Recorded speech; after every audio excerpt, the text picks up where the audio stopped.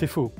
Il y a souvent dans le débat actuel un amalgame qui est fait entre la fraude fiscale d'un côté, l'exil fiscal et l'optimisation fiscale.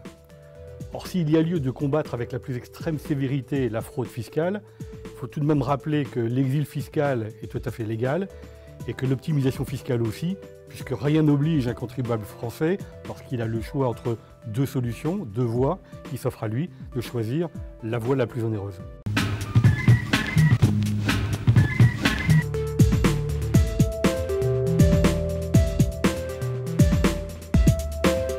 Ni vrai ni faux.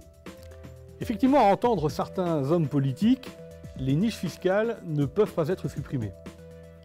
Cela étant, ce n'est pas l'avis de tous, et en particulier, ce n'est pas l'avis de la Cour des comptes. Ce qui est certain, en revanche, c'est que vu l'ampleur du phénomène, c'est-à-dire quelques 500 niches fiscales, et vu leur coût pour le budget de l'État, c'est-à-dire quelques 100 milliards d'euros par an, la question mérite d'être posée.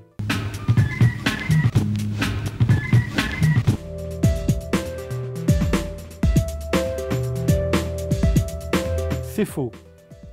Lorsque l'on baisse la TVA, on s'attend logiquement à ce qu'il y ait une baisse des prix de la même ampleur. Tel n'est pas le cas dans la réalité, parce que l'on s'aperçoit que cette baisse des prix ne se fait pas dans les mêmes proportions, ni durablement.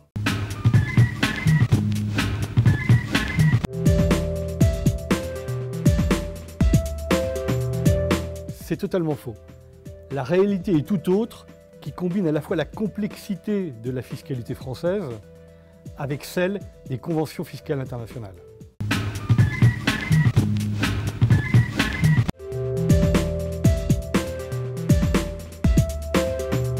C'est totalement faux.